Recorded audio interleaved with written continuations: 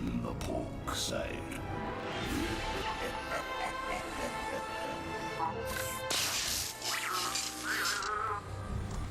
UAE.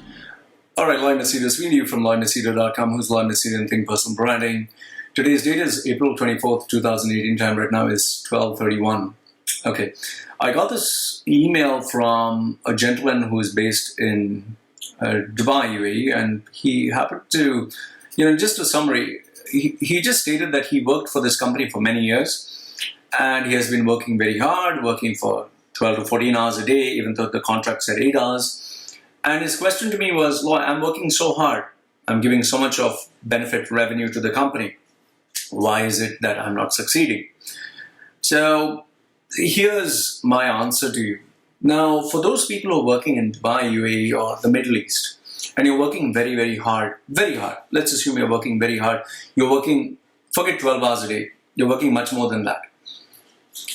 But you're not succeeding. You know what is the reason for this? The reason for this is you. Now, I'll explain to you why. Now, if you're talking of hard work, I doubt there is anybody who works more hard than the people who are working in the sun, the laborers, who work in 48, 49, 50 degrees heat. And in the Middle East, it never goes to 50. Why? Because they don't want to make it officially, they don't want to give 2-3 hours afternoon break because they lose millions if they give people a break. So these guys who are working in the construction, in the sun, imagine they leave, they get up at 4, leave their house by 5. It takes 2 hours to reach to the construction site, and then they have to work for 12 hours in the sun. After that, again 2 hours going back. I doubt anyone works as hard as them. They work in the sun, so they're working hard, but they don't succeed. So that should give you proof that just because you work hard or as hard as them, you cannot succeed. Hard work doesn't mean you're going to succeed. That is number one. The second thing is, you'll always notice this. When you go to an engineering company, when there is a meeting, I've seen this with my own eyes, okay? You'll always see one British or American or South African, whatever, white guy, he'll come in with 2 Asian guys, okay, 2 or 3 Asian guys. They will come, the white guy will come with a suit and tie, and Asians will come like wearing the typical shirt and, with the pen and all that stuff. And during the meeting, they'll talk, and first the white skin Gora guy will say, oh, hi, by the way, guys, our company is actually doing remarkably well.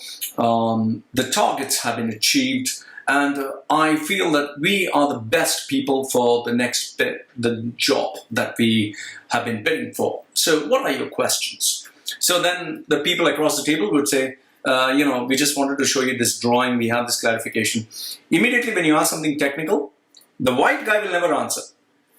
Immediately you would say, that's an excellent question.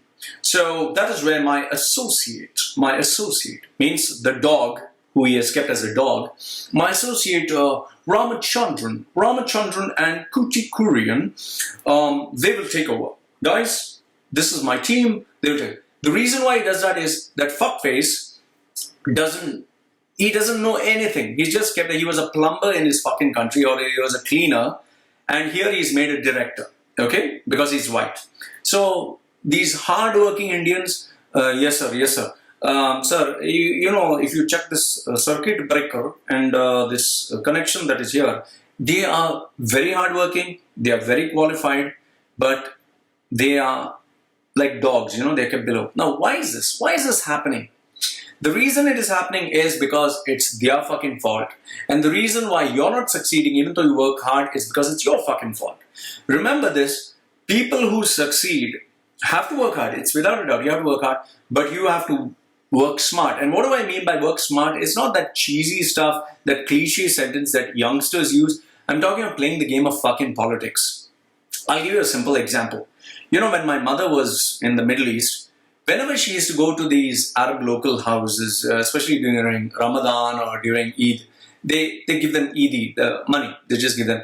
So my mother would say, Allah Akbar, and she used to praise Allah and Quran, and she used to put this, scarf to show the respect. I just wonder, why the fuck is my mother wearing that scarf and saying Allah Akbar and all that stuff? So my mother said, no, respect them. They feel very happy. Arab Muslims feel very happy when you say Allah Akbar and all that. So I was like, okay. And when I would say Allah Akbar, they would give me a little bit more money. Oh, fuck it, Allah Akbar, I kept very happily saying when I was small. The thing is, this is called being smart. Yes, it's manipulative, it's fake. But this is what fucking works. You know, when you have Arab Muslims, they say they build a temple or they show a church. Don't fucking assume that all of a sudden Islam is accepting Christianity and Hinduism as equal religions. If they do, tell any Arab Muslim to bow down in front of Lord Ganesh or Shiva or Kalima. Ask him to do puja and say Jai Shri Ram. They will never fucking say it, because as per their religion, as per their teaching, which actually the imams actually teach, they say this is a fucking haram religion. Haram means evil. This is fake. These are false gods. So religion can never be fucking equal. That's why when you know that this fact remains, what is the best way? To fake it. That's the only way to succeed, to fake it. So the point I'm trying to tell you is, if you have to succeed, you have to play the political game. That is why do you think in corporate parties, when there's a CEO who comes, everyone comes near the CEO holding their glass. The girls will come, hi sir, how are you? And if the CEO says one joke, yeah, and this is what happened. Everyone, sir, that's so funny. So, why do they do that? They do that because they want to be in the good books of the fucking CEO. So a CEO can talk shit, but still, wow, so that's amazing. I'll tell you, this incident actually happened. Those days I was the MC. I was called to do the launch of Swarovski Diamonds sofas, which was there in Grand Hyatt. So this particular hot female, in those days I didn't have tattoos, and she was talking to me, and we were just talking, and I was pretty happy. Wow, white chick talking to me. As we were talking, suddenly this guy, prim and proper, wearing a suit, not very old, he came and he just joined in. I didn't know who the fuck he was. She didn't know who the fuck. And she looked at him and she knew that he was trying to make a pass at her. So she just looked the other side because, she being a model, everyone wanted to say hi to her. So he was talking to me, hi, how are you? And I knew that he didn't come to say hi to me. He came to say hi to the girl. And the girl also knew that. So we were just talking, and he just told me, you did an amazing job. I said, thanks, really appreciate. So, those days I was networking. So I said, and you are? And he gave me his card. He was, I'm not exaggerating, he was a fucking CEO. It was written there, CEO. I was like, oh, you're the CEO. The minute I said fucking CEO, this girl suddenly, it's like slow motion, turned and looked at him and like, wow, you're the CEO. He said, yes. And he gave her a card to her. The minute he said fucking CEO, she was very interested in what he was saying. And all of a sudden, I was brushed aside. So this is the reality of life. So if you want to succeed, don't work like a fucking dog for 12 to 14 hours. Don't work for more than 2 years in a fucking company. You have to learn to kiss ass. So if you have a Muslim Arab boss and he says, Allah, you also say, sir, Allah is great, sir. If you actually say, I don't want to take his name, this guy who's a CEO actual CEO for a leading medical brand in the Middle East, I don't want to take his name, and for an exchange house, okay, and other financial institutions. He has many businesses. I'm telling you this, I'm not exaggerating. When he was in, when he goes to any of these Arab states and he gives a talk on stage, because now he's a billionaire, he said, Allah is great, Allah is great. He actually does this. I've actually seen his interviews. He says, Allah is great, okay? Allah. He's not a Muslim, okay? The minute he goes to India, he says, Bhagwan is great, Bhagwan. So Allah became Bhagwan. He says, and he goes to these temples and all that, and he touches with the tika. But the minute he goes to these Gulf states, he becomes a Muslim supporter. But when he goes to Hindu states, he becomes a Hindu supporter. This is called working smart. It's politics. It's the ugly game, but this is the reality. That is why beautiful girls, you'll always get a beautiful girl going for a rich old man. Why do you think it happens? Why do you think these hot, beautiful girls go for these old men? In fact, in Thailand, you come to Koh Samui. Don't have to believe me. Just come to Samui. Go to the shopping mall, sit there. You don't have to believe me. Just sit there. You would see old white men. Old, so old to be a grandfather. Some can't walk. and they are walking next to a girl who's old enough to be their daughter, who is, you can make out she's Thai. Now, she's not actually her daughter. She's his girlfriend or wife. Now, why do you think this young girl who's old enough to be her daughter, some of them as 20 or whatever, are with the old man who's 60, 70, 80? Why? Because the old man has the money. He wants a young girl. His fantasy is to have a girl who's young as his daughter. And for the girl, she knows that she can either work hard and maybe earn, let's say, $500, or with this man, she can get maybe much more money. And if he dies, hopefully, which he will die, she can get his house, his property, everything else. One of my wife's relatives was with another foreigner.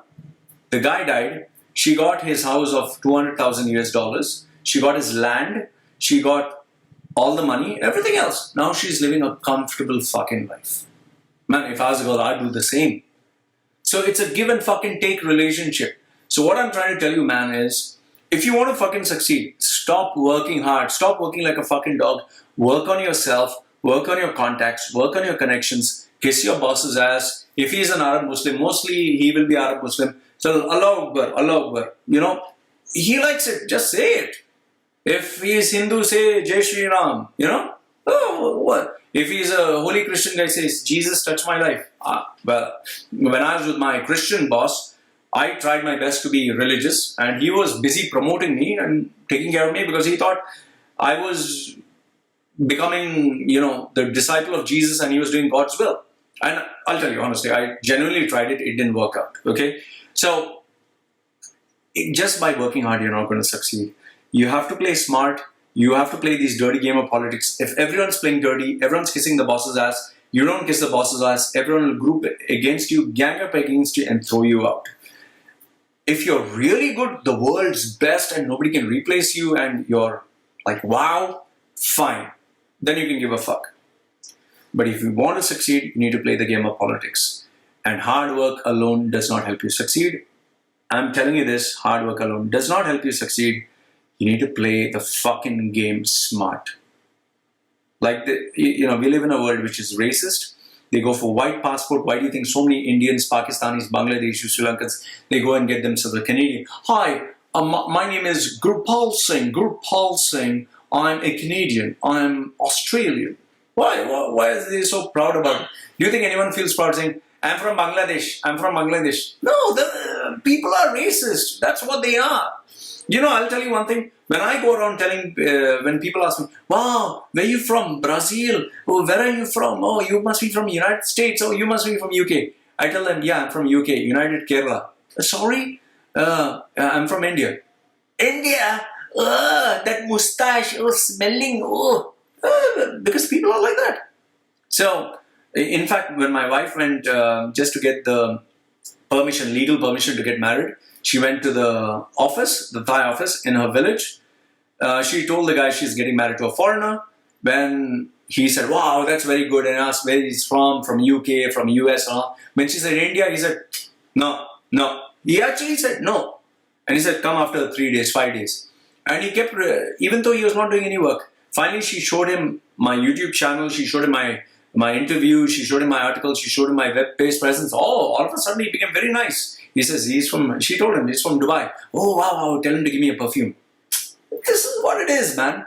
So, bottom line, what I'm trying to tell you is, if you want to succeed in the Middle East, I don't know about other countries, but I'm telling you Middle East, hard work, if you work like a dog, they'll make you work harder like a dog. It's kissing ass, it's playing the game of politics, it's playing dirty, it's being fake. That's the only way you can fucking succeed. Hard work with this will help you succeed. Just doing this will help you succeed. You know, being fake to a certain limit, but not beyond that. But only hard work, you'll work like a dog, you'll get frustrated, and eventually you'll just wonder what the fuck you're doing with your life. I like to keep it real. I don't like to fucking bullshit. Like the video, give it a thumbs up. Don't like it, give it a thumbs down. Have any comments, let me know. Love to hear from you. Live from Machedo.com, saying goodbye for now. Take care.